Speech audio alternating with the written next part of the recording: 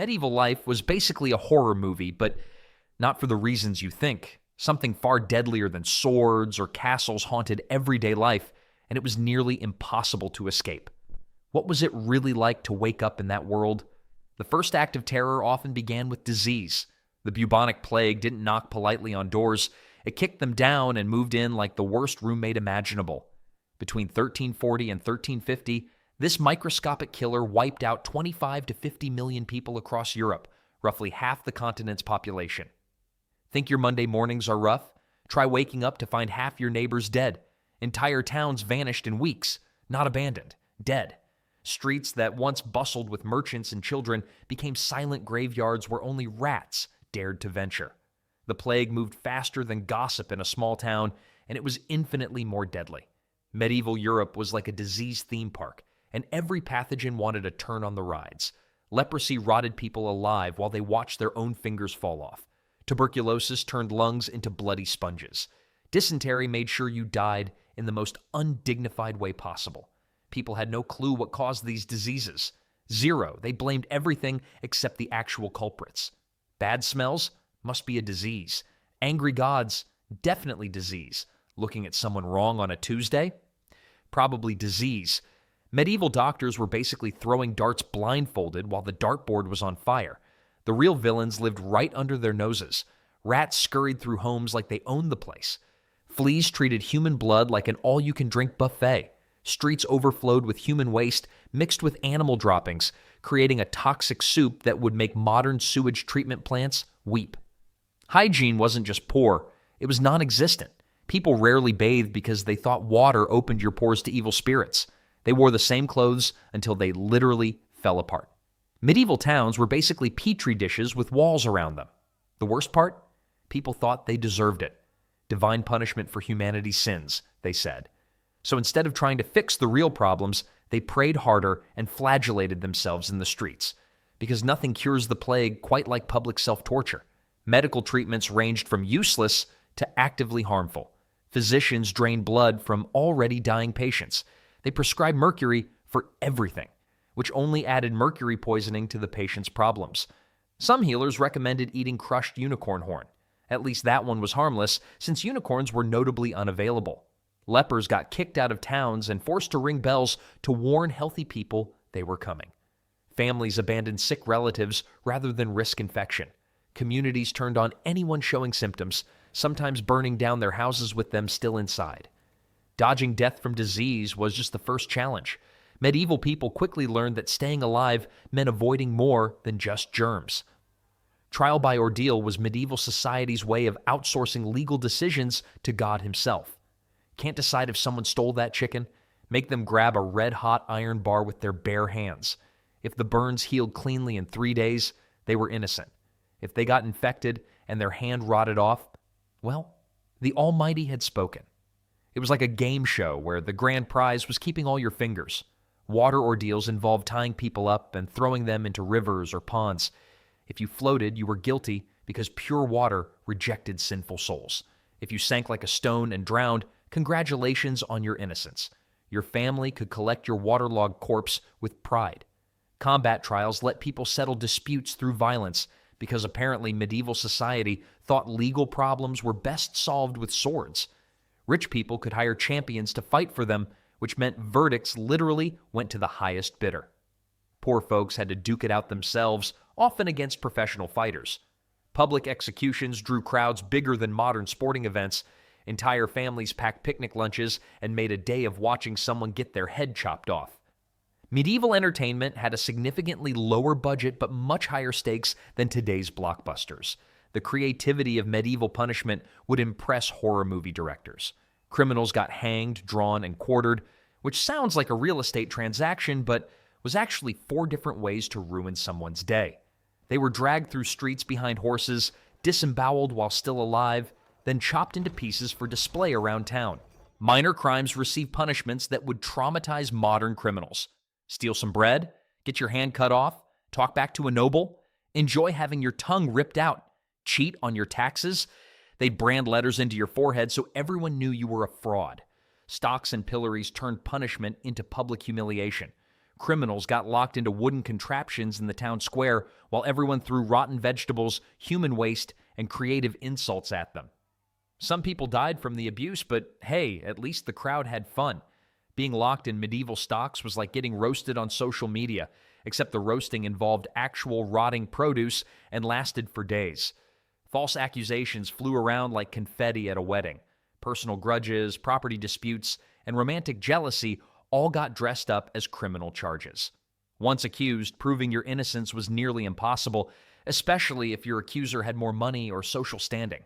Judges were often corrupt, drunk, or both.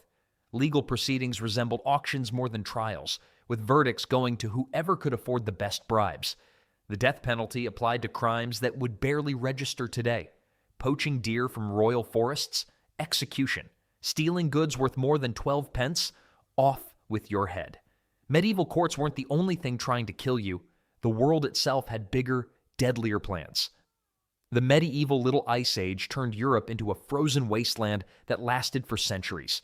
Winter stretched longer than a boring sermon, and summers barely qualified as spring. Crops failed year after year because growing seasons shrank like wool in hot water. It was like God decided to put the entire continent in the freezer and forgot about it. The Great Famine of 1315 to 1322 killed millions of people across Europe. Not hundreds, not thousands, millions. People ate bark, grass, and leather shoes when the grain ran out. Some resorted to cannibalism, which probably wasn't covered in medieval etiquette guides. Entire families starved to death in their homes, while lords hoarded grain in castle storerooms. Parents abandoned children they couldn't feed. Communities turned against each other over scraps of moldy bread. The weather wasn't just inconvenient back then, it was genocidal. Hailstorms destroyed entire harvests in minutes. Floods washed away villages like they were sandcastles at high tide. Droughts turned fertile farmland into dusty wastelands where nothing could grow. Storms at sea were death sentences for anyone unlucky enough to be sailing. Ships built from wood and held together with rope and prayer had zero chance against North Atlantic weather. Entire fleets vanished overnight, taking hundreds of sailors and merchants down to feed the fish. Medieval weather forecasting consisted of looking at the sky and saying, "Yep, we're probably all going to die." Wild animals treated humans like slow-moving snacks. Wolf packs grew bolder during harsh winters when their usual prey died off or migrated. They attacked villages, farms, and even cities when hunger drove them to desperation. People huddled in their homes at night, listening to howls getting closer. Wild boars were basically armored tanks with tusks and anger management issues. These beasts could gore a horse, let alone a human. Even experienced hunters with spears and crossbows died regularly while hunting boar. Bears wandered down from mountains during bad years, looking for food in human settlements. A hungry bear could tear through a wooden door like tissue paper and turn a peasant family into an all-you-can-eat buffet. Forest fires raged unchecked for weeks or months. No fire departments, no helicopters dropping water, just communities watching helplessly as flames consumed everything they'd worked their entire lives to build. Nature was basically that friend who pretends to be nice but keeps trying to murder you when you're not looking. The cold killed more people than wars did. Frostbite claimed fingers, toes, and lived with ruthless efficiency. Hypothermia turned healthy adults into corpses in hours. Ice storms made travel impossible and trapped families without food or fuel for weeks. Surviving wild animals in harsh weather was tough enough. Then, medieval people had to figure out how to eat without dying. Medieval food preservation made modern gas station sushi look gourmet. People had three options: salt it until it resembled rock candy, smoke it until it looked like charcoal, or dry it until it could be used as building material. Fresh food was a luxury that only existed for a few months each year. Medieval preserved meat was so salty it could de-ice roads in winter. Salt was expensive, so most people used whatever they could find. Sometimes that meant eating meat preserved with dirt, ash, or questionable substances that probably shouldn't go anywhere near food. Spoiled food wasn't thrown away, it was dinner. When you're starving, rotten meat starts looking pretty appetizing. Bread, the staple of medieval life, was often contaminated with more than just flour. Millers mixed in sand, chalk, and ground up bones to make grain supplies stretch further. Medieval bread was basically edible concrete with a crust. The ergot fungus turned rye bread into a hallucinogenic nightmare. This toxic mold caused convulsions, gangrene, and vivid hallucinations. Entire towns went crazy at once when ergot-contaminated grain made its way into the bread supply. People thought they saw demons and angels dancing in their kitchens. Some historians think ergot poisoning explains various medieval phenomena like dancing plagues and witch trial hysteria. Nothing says supernatural possession quite like accidentally dosing an entire village with natural LSD. Meat came from animals that were often sick, dying, or already dead when they hit the dinner table. No health inspectors checked for disease. No refrigeration kept bacteria from multiplying. Dairy products were even more dangerous. Milk spoiled within hours in warm weather, but people drank it anyway. Water was so contaminated that everyone drank alcohol instead. Even children consumed watered-down beer or wine because clean water was virtually impossible to find. Rivers served as sewers, garbage dumps, and drinking sources simultaneously. Medieval people were basically drunk all the time by necessity, which explains a lot about their decision-making. Spices weren't just for flavor, they were medicine disguised as seasoning. People loaded food with pepper, cinnamon, and other expensive spices, hoping to kill bacteria and mask the taste of decay. Rich people could afford to make rotten food palatable. Poor people just ate rotten food. Cooking methods added extra dangers to already risky ingredients. Open fires meant everything was either charred black or dangerously undercooked. No thermometers meant guessing when meat was safe to eat. Medieval pantries were basically biological warfare laboratories disguised as food storage. Honey was often contaminated with bee larvae, wax, and dead insects. Fish came from polluted rivers and harbors where human waste flowed freely. Even seemingly safe foods carried hidden dangers. Vegetables grew in fields fertilized with human waste, creating perfect conditions for disease transmission. Food poisoning was dangerous, but at least spoiled meat couldn't chase you. Unfortunately, medieval people had bigger predators to worry about. The 100 Years' War lasted 116 years, which suggests medieval people were either really bad at math or really good at holding grudges. This wasn't just one war. It was several generations of people whose entire lives revolved around killing each other. Medieval peace treaties lasted about as long as New Year's resolutions. Professional armies didn't exist for most of the medieval period. Instead, nobles recruited whoever they could find, handed them sharp objects, and pointed them toward the enemy. Most soldiers were farmers with zero military training trying to stab other farmers with zero military training. Warfare was personal and brutal. Knights fought with swords, axes, and maces designed to crush armor and the people inside it. Battle wounds were horrific and usually fatal due to infection. Medical care on battlefields consisted of pulling arrows out and hoping for the best. Medieval society was drowning in casual violence that would shock modern people. Peasant disputes over property lines led to axe fights. Tavern arguments ended with multiple deaths. Market disagreements turned into full-scale riots. Armies survived by looting everything in their path. Soldiers weren't paid regular wages. They were expected to steal whatever they needed from local populations. This turned military campaigns into rolling disasters that devastated entire regions. Medieval soldiers were basically locusts with weapons and worse table manners. Bandits controlled major roads like toll collectors with homicidal tendencies. Merchant caravans traveled in armed groups, but even large, well-defended parties fell victim to highway robbery. Solo travelers were basically delivering themselves to their own murders. Kidnapping for ransom was a thriving business model. Rich people got snatched and held for enormous payments. Poor people got kidnapped and sold into slavery. Children disappeared regularly, and parents had little hope of ever seeing them again. Blood feuds lasted for generations. Families passed down hatred like heirloom jewelry, with each generation adding new grievances to old wounds. A dispute over a stolen cow could lead to decades of murder and revenge that wiped out entire family lines. Medieval conflict resolution involved a lot more stabbing than modern mediation techniques. Urban violence was just as bad as rural crime. Cities were overcrowded powder kegs where different social classes, ethnic groups, and economic interests constantly clashed. Riots broke out over food prices, religious differences, or simple misunderstandings. Even entertainment was violent. Tournaments were basically organized attempts to maim other nobles for fun. Wrestling matches ended with broken bones. Animal fights drew enthusiastic crowds who bet on which creature would die most entertainingly. Pirates controlled coastal waters and major rivers. They raided merchant ships, fishing boats, and coastal villages with impunity. Maritime trade was basically gambling with your life as the stakes.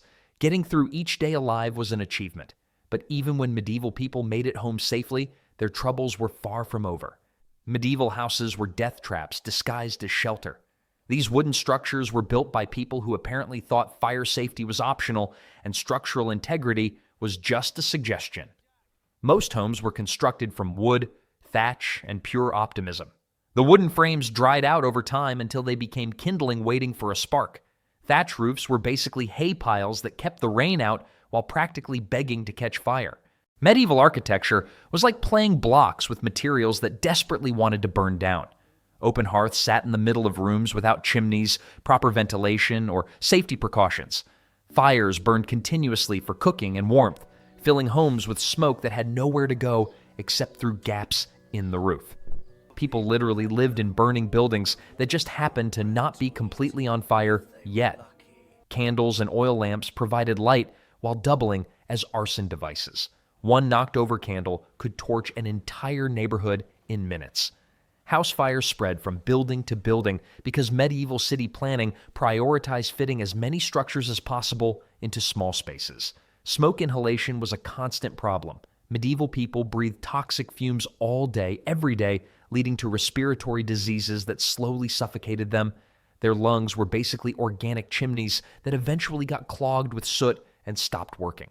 Beds were luxury hotels for parasites. Straw mattresses harbored fleas, lice, bed bugs, and various other creatures that treated sleeping humans like all-night buffets.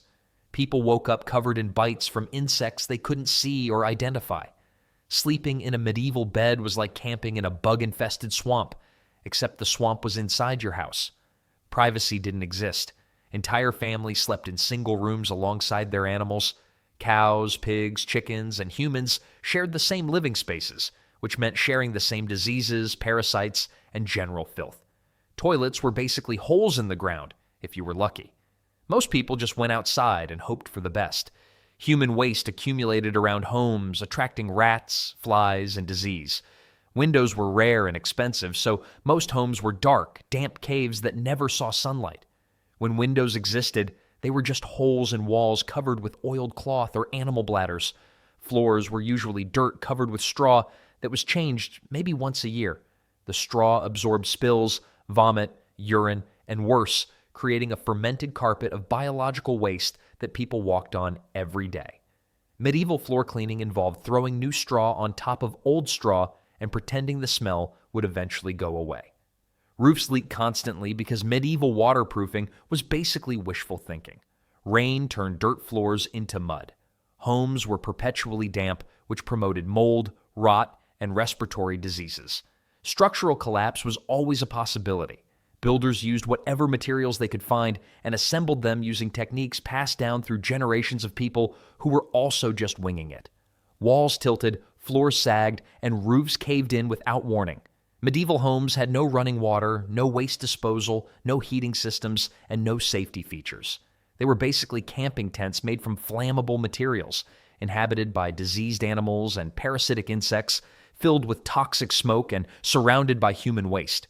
People managed to survive these horrific living conditions long enough to reproduce and create the next generation of medieval survivors. They lived through plagues, famines, wars, and houses that actively tried to kill them, proving that humans are remarkably resilient when they have no other choice but to endure or die.